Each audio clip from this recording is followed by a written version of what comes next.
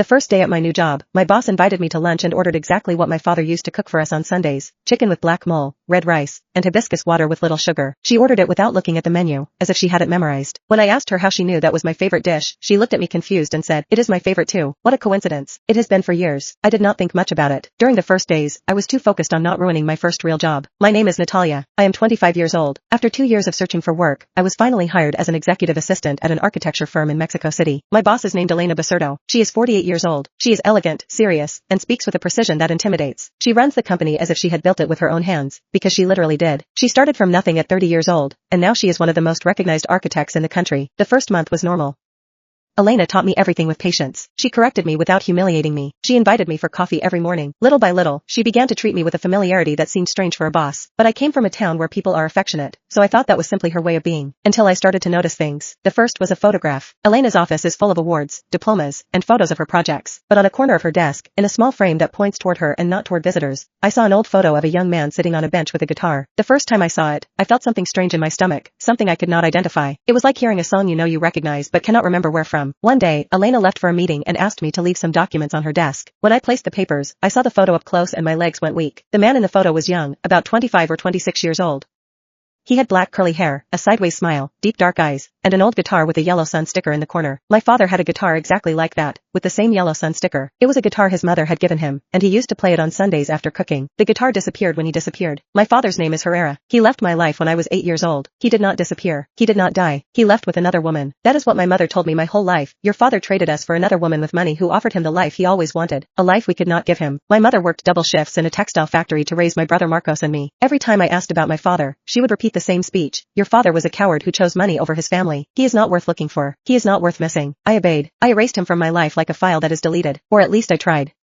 The truth is I never stopped looking for his face in the street, never stopped hearing his voice when someone played the guitar, never stopped ordering chicken with mole on Sundays, hoping that somehow the taste would bring something of him back to me. Now I was staring at his guitar in my boss's office and nothing made sense. I sat at my desk and searched for Elena Basurto on the internet with frozen hands. I read her biography on the company's website. Born in Oaxaca, studied at UNAM, founded her firm at 30, married once, divorced, no children. I searched further and found an old interview in an architecture magazine from 10 years ago. In that interview, Elena mentioned her ex-husband. She said, "My ex-husband was the person who inspired me the most. He was a brilliant man, but broken. I met him when he was already destroyed. I tried to fix him, but there are people who do not want to be fixed. They want to stay broken. It is the only thing they know."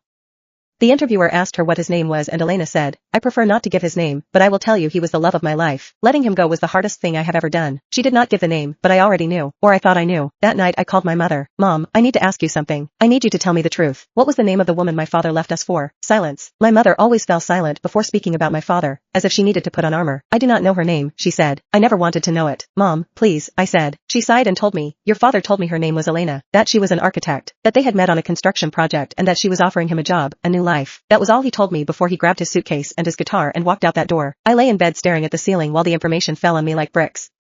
My boss, Elena Basurto, the woman who hired me out of 200 candidates, the woman who invited me to lunch and ordered exactly what my father used to cook, was the same Elena my father had left us for, and I was working for her. But that was not what disturbed me the most. What disturbed me the most was a question that would not let me sleep. Did she know who I was? Had she hired me on purpose? In the following days, I began to pay attention to everything Elena did and said. The coincidences piled up like dominoes. Elena knew I liked coffee with cinnamon, something only my family knows. Elena gave me a book on my birthday, and it was the same author my father used to read to me when I was a little girl. Elena had a basil plant in a blue pot in her office. My father always had a basil plant in the kitchen. He said it gave flavor to everything, but what confirmed everything was what happened on Tuesday. Elena and I were reviewing some blueprints and she was quietly humming a song without realizing it. A song I knew perfectly because my father sang it every Sunday while cooking.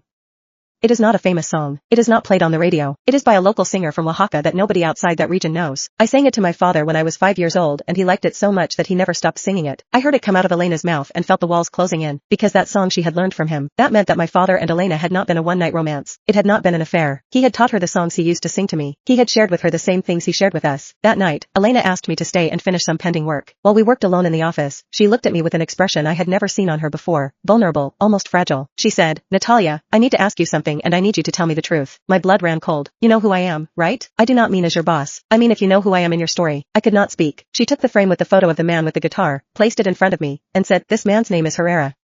He is the love of my life, and he is also your father." I began to tremble. She continued, "I have known who you are since before I hired you. I looked for you. I found you, and I brought you here on purpose." I asked with a broken voice, "Why?" She told me something that shattered me. because your father asked me to take care of you. It was the last thing he asked me before he disappeared.